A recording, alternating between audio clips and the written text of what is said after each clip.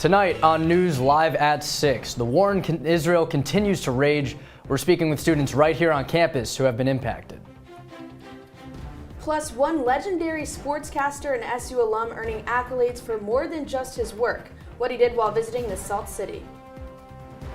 And a student carpool service? How one student is solving his issues with the bus schedule. All that and more. Citrus TV's Live at 6 starts right now.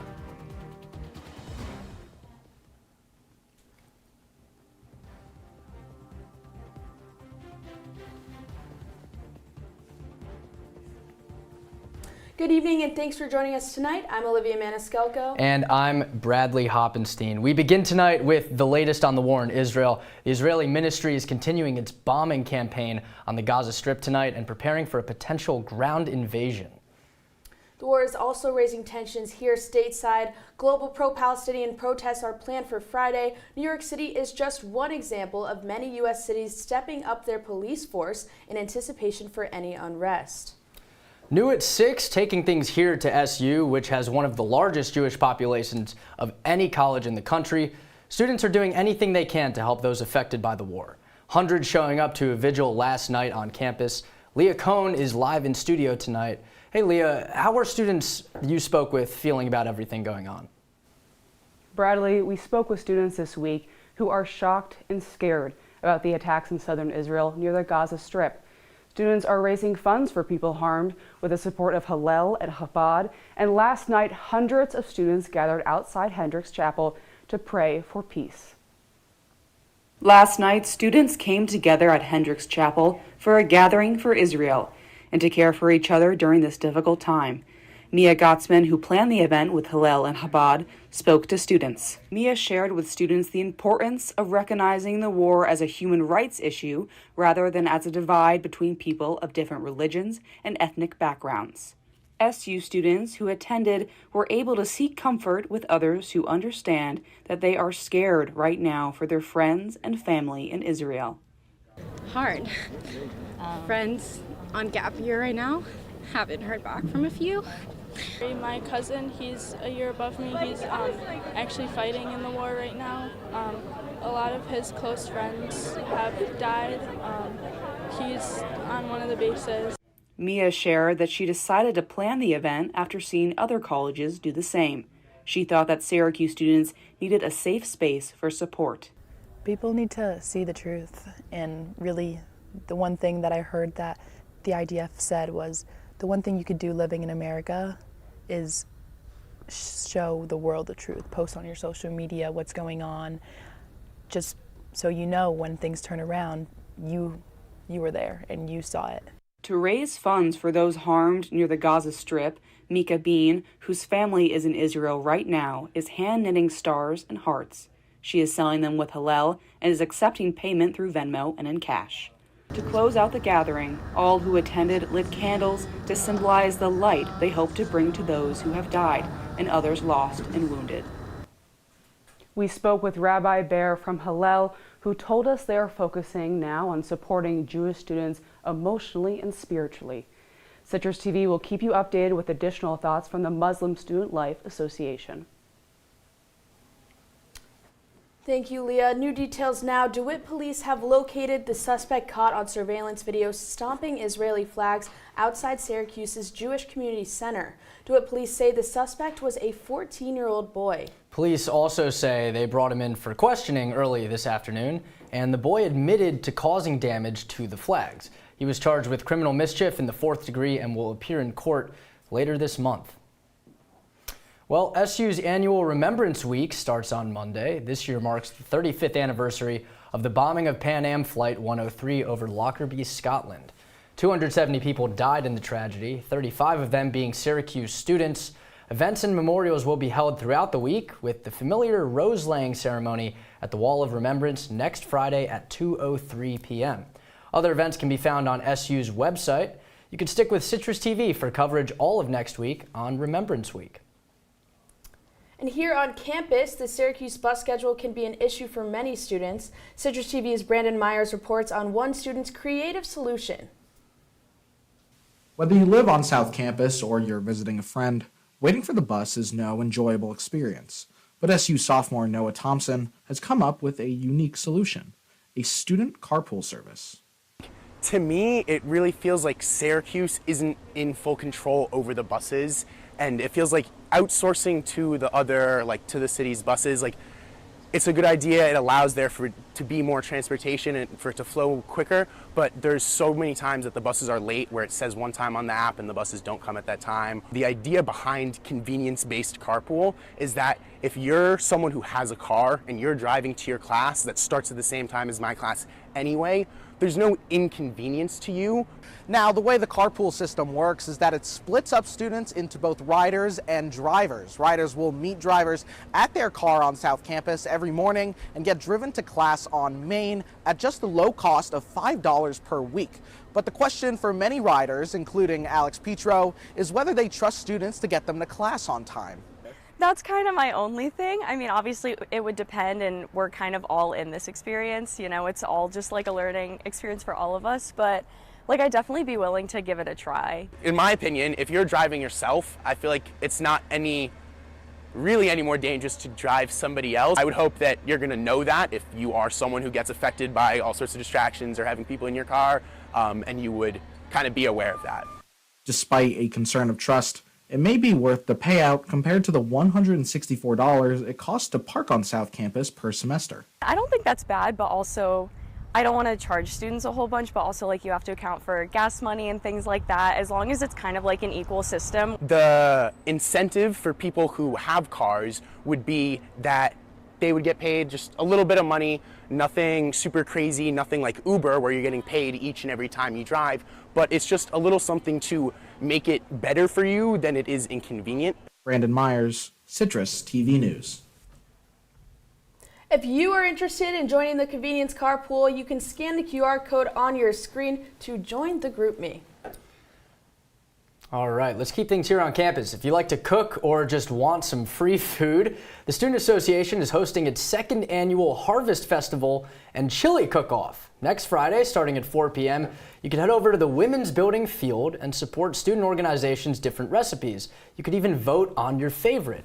If the chili isn't quite seasoned to your liking, you can also join in on the fun with a clothing swap and lawn games with some of your favorite student orgs. When Bob Costas came back to Syracuse, he didn't just return to his alma mater, he also saved a life. Legendary sportscaster applied the Heimlich maneuver on a friend who was choking at a local restaurant. The 71-year-old had never taken any life-saving courses before, saying, quote, "I just jumped up and did what I thought I should do, and luckily enough, it worked out." Costas was in town for Orange Central weekend and spoke with students at the HERG about his career and the state of journalism. You know, Olivia, I've tried it many, many times, but I've never quite pulled off the Heimlich maneuver, which is maybe something I should brush up on. Many times, honestly. really. Yeah. Well, I've never tried it, actually, and I hope I never have to. Oh, okay. Yeah, I mean, well, me too. Let's move things along here. We're following a lot of stories. One of the biggest stories in CNY, as always, the weather. Looks like we're finally seeing fall. It's finally getting cooler. Finally, yeah. You could bust out a sweater. Yeah, I should have worn. I wore a sweater last week. I should have saved it for this week. Well, evidently. let's see. Max Williams is outside. Let's see if he's not wearing a sweater. But it looks a little chilly out there, Max. Yeah, it definitely is, and it's definitely not as warm as it was out here when I was out here last week when it was practically 80 degrees. But Syracuse sitting at 50 degrees right now. 58 degrees right now. Partly sunny skies, and then a chance for some scattered showers as we get into the later evening hours tonight. Now take a look at this. This is the future temperature radar for Friday and for the rest of the weekend. And as you see on the bottom of your screen, that red shaded area is all that warm weather sitting way below New York and the rest of the upper East Coast. And so basically this means that warm weather is gone. And we should expect to stay within the 50s, 40s, and possibly even 30s for the rest of the fall season. Now going into tonight, temperatures are going to drop into the mid 40s. So if you do plan on going out, make sure you bring that warm clothing because you are not going to regret it. And coming up, it is pumpkin season, so I'll have what you need to know before you pick out your pumpkin. Guys, back over to you. Thank you, Max. Moving into some new details for the Syracuse City. The Environmental Protection Agency says the Syracuse Housing Authority was aware of lead-based paint in some of their properties, but never notified tenants. Federal regulations require that tenants living in buildings with lead-based paint are told and given information on the potential hazards of living with it. The Syracuse Housing Authority will be hit with a penalty of over $170,000 if the EPA confirms that it did not notify tenants, and will be required to take more steps to prevent future violations at the properties listed. Wow, crazy story there. Well, a historic Syracuse building is reopening after a long-awaited facelift. Do you remember Sibley's department store? Well, $40 million later, it's now been upgraded to the City Center building. The new mixed-use facility is set to be a hub for business, theater, retail, and new entertainment options downtown, including over 240,000 square feet of commercial space and a 750-car parking garage. Governor Kathy Hochul says the development is a, quote, new and prosperous chapter for downtown Syracuse. Meanwhile, County Executive Ryan McMahon describing it as part of the, quote, ongoing renaissance happening downtown. The project will also create a number of new jobs downtown. Moving into some more hard news, a 31-year-old man is in the hospital after a stabbing in Syracuse early this morning. Police say the man was stabbed in his upper body and head in an apartment building on the 400 block of James Street. He is expected to survive. Anyone with information is being asked to call Syracuse police. The number is at the bottom of your screen. Another sad story here. Police say they're hitting a 15-year-old with a list of charges after a car crash last week in DeWitt that sent a 14-year-old girl to the hospital. They say the driver led them on a chase through the town, eventually smashing into a tree while trying to navigate traffic. That same truck matched the description of a car that was reported to 911 earlier that day, where the caller said there were kids drinking alcohol in the back of a pickup truck. The 14-year-old girl was taken to upstate with non-life-threatening injuries. 3 other teen males were also taken into custody. And school districts across New York are taking legal action against a large foe, that foe being social media. Many are planning to sue companies like Facebook, TikTok, Snapchat, and YouTube for emotional distress they cause in and outside of the classroom. Superintendents say students have become so addicted to their screens that they aren't paying attention in class. Oswego City, East Syracuse, Manoa Central, and Hannibal Central are just some of the school districts considering filing lawsuits. The death of a Syracuse man who was hit by a DeWitt police car on Monday is now under formal investigation by the state attorney general's office. 68-year-old Steven Zalewski was found dead after being hit by that DeWitt PD car. The new investigation is expected to reveal whether or not there was any wrongdoing by the officer. The initial report says the officer may have played a role in Zalewski's death. Well, if you were waiting to hit it big, the party is over. Last night's just over $1 billion Powerball jackpot was drawn for a lucky winner in a small village north of LA. But there were some people waking up richer in central New York this morning. Actually, 2 third-place tickets worth $50,000 were claimed in Syracuse and Oswego County. Still ahead on News Live at 6, what's next for the campus of Cazenovia College and what business owners in the village are saying.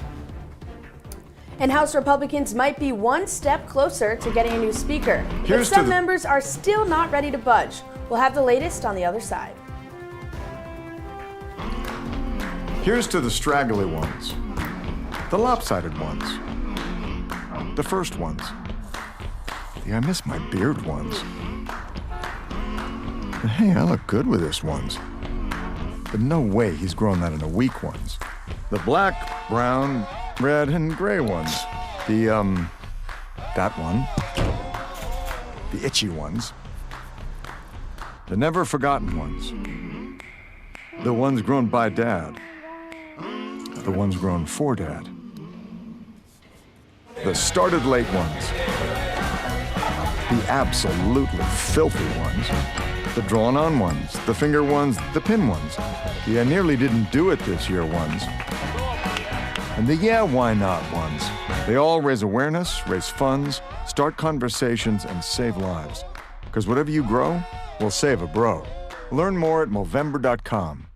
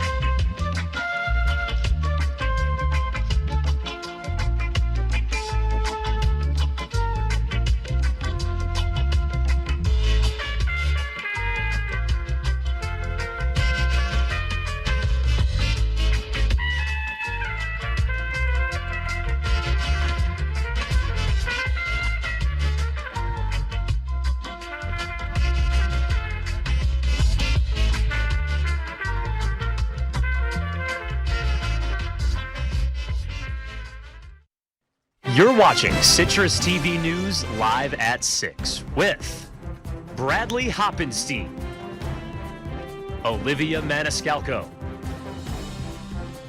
and Max Williams. Now, your campus news leader continues. Well, one Central New York community is deciding what to do after losing a main piece of their village. And as our Ronnie Perillo tells us, some locals are feeling a void over by the lake.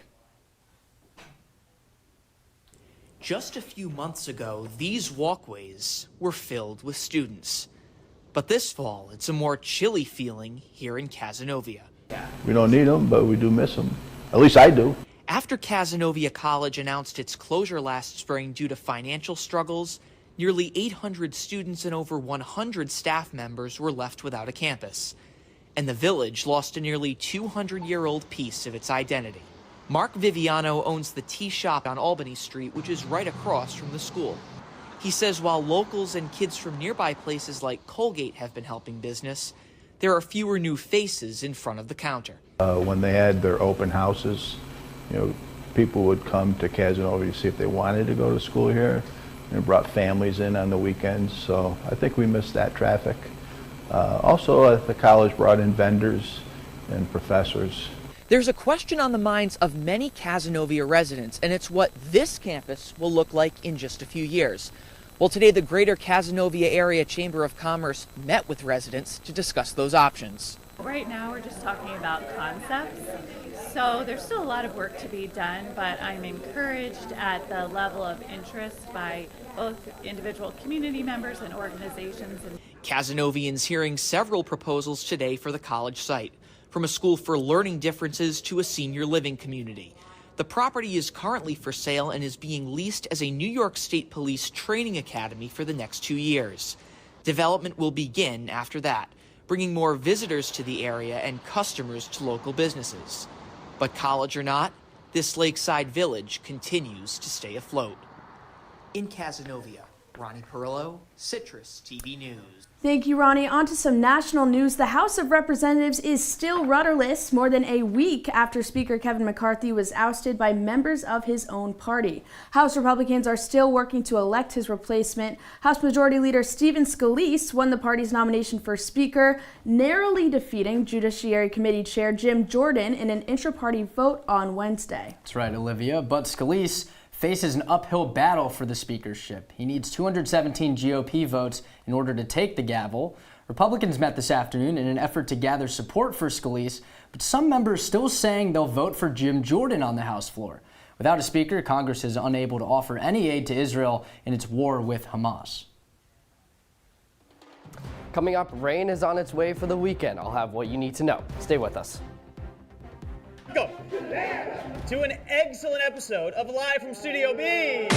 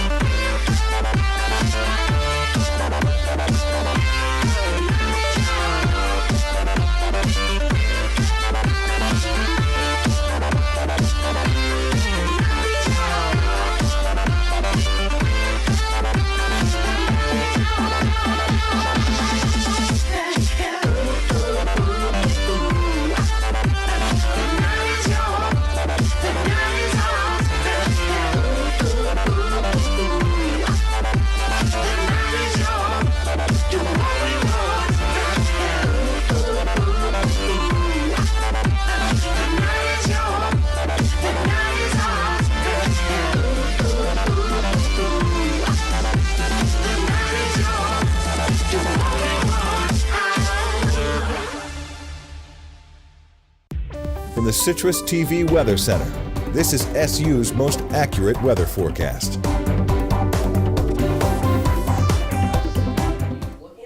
Across the region, we're pretty cool throughout the area. All of upstate New York staying within the 50s. Syracuse actually staying at the highest at 58 degrees, and Cortland the lowest at 50 degrees. All right, so Halloween is almost here, and if you're planning on picking out a pumpkin this weekend, here's some tips to look out for to pick the best pumpkin. So first, you're going to want to avoid pumpkins that have cracks or splits in them. And second, you're going to want to look for that bright orange one, kind of like the color of Otto, because that will signify that it is the healthiest pumpkin. And then to test the maturity of the pumpkin, you can press on it with your fingernail, and if it goes into the pumpkin, you're going to want to pass on that one and go on to the next one. And the last one, if you want to keep that pumpkin for a while, you're going to want to store it in a cool condition, because if you leave it out in the cold, it could start to rot. Now, I do want to take a look at this. This is the storm system that's going to make its way in this weekend. So this is starting on Saturday, and this is going to come through. It's not covering all of central New York, but it is going to hit us a little bit. And then that should make its way out of here by Sunday and make for a clear Sunday afternoon. Now, here's a look at your 5-day forecast. Tomorrow, 56 degrees, partly sunny skies. A weekend looking a little iffy, some rain on Saturday and Sunday. But look at those temperatures on Sunday and for the week ahead. Temperatures staying within the mid-50s, so definitely cool, and we're definitely a lot more seasonable. Guys, I'll send it back over to you. Coming up in sports, SU football on the road for their biggest test of the season down in the Sunshine State. We preview the NHL season opener between two New York teams and take a look at the MLB playoff race. Stay with us. Jason, let's go see your room.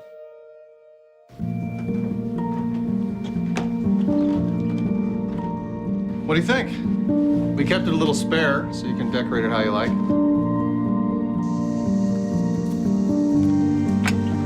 Dinner! Go? Excellent. Soccer is fun. Yeah, I saw you guys out there. We're the family.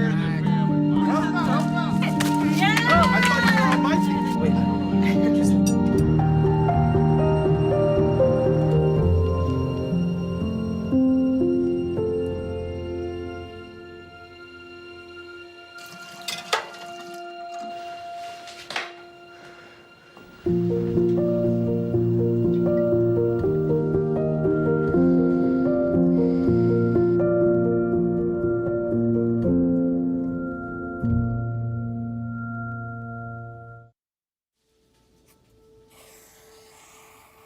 Dad?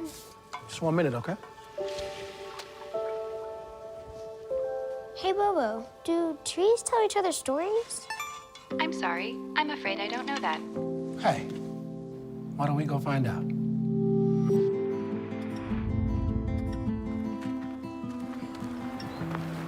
Listen. Do clouds take naps? I couldn't tell you.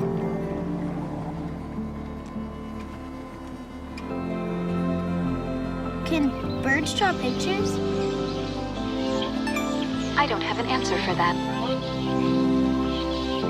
Dad, do stars visit their friends? Look!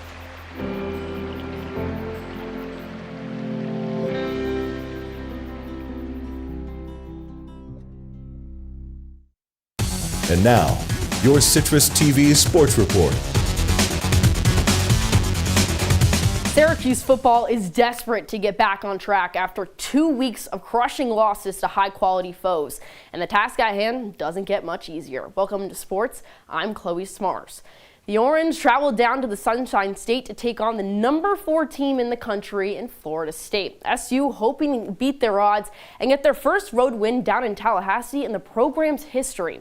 FSU, one of 3 undefeated teams in the ACC, looking to make a push for the college football playoffs, led by Heisman candidate Jordan Travis. Head coach Dino Babers acknowledging the challenge SU will face going against the senior QB. That we played, and it's really hard for me to say that, but he has all the attributes of the young man at North Carolina.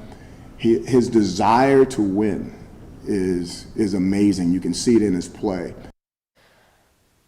And kickoff between Syracuse and Florida State is set for noon this Saturday. Tune into Orange Press Pass on YouTube and OTN for post-game recap and analysis.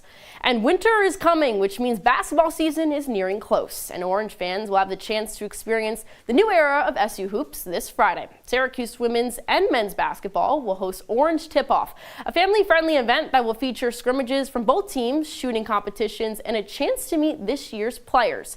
Some big names in attendance: first-year head coach Adrian Autry and returning stars Judah Mintz and Benny Williams for the men's side, while the women's team will feature head coach Felicia Legetjak and first-team ACC performer Daisha Fair. The event begins at 7 p.m. and is free to all fans who are interested. And Syracuse field hockey is opening up a double top 20 weekend with their first stop in Chapel Hill against the number 3 team in the country. The Orange dropped 1 spot to the number 13 in the National Field Hockey Coaches Association poll, despite picking up a win against Princeton this past week. SU 9-3 on the year, led by senior back Efke Vanden Nieuwenhof with 12 goals this season. She will look to power the Orange in hopes of an upset tomorrow night. But it's a UNC team that's powerful. They were riding an 8-game win streak before an overtime loss to number 10 Liberty on Saturday. First whistle for the top 15 showdown is set for 4 p.m. tomorrow.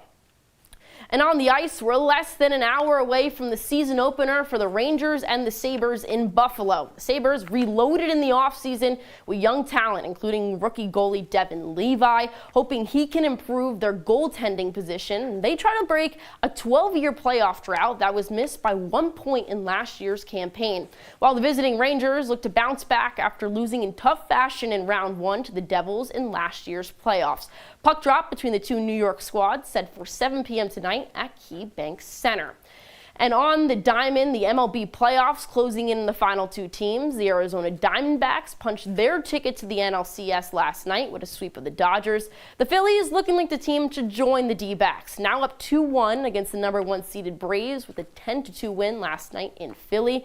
And the ALCS already locked up. It's a battle of Texas. Astros and Rangers, game 1 this Sunday. First pitch still to be announced, guys.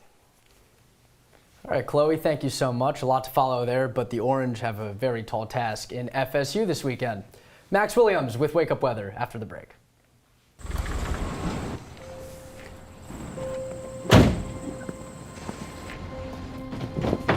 Dad, they took over my bedroom. Come on, come on.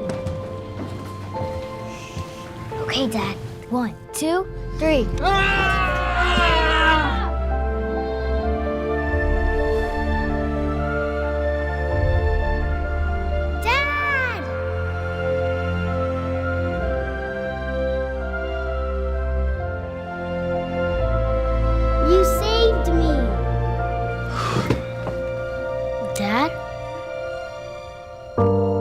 Are you okay? I'm fine, dear.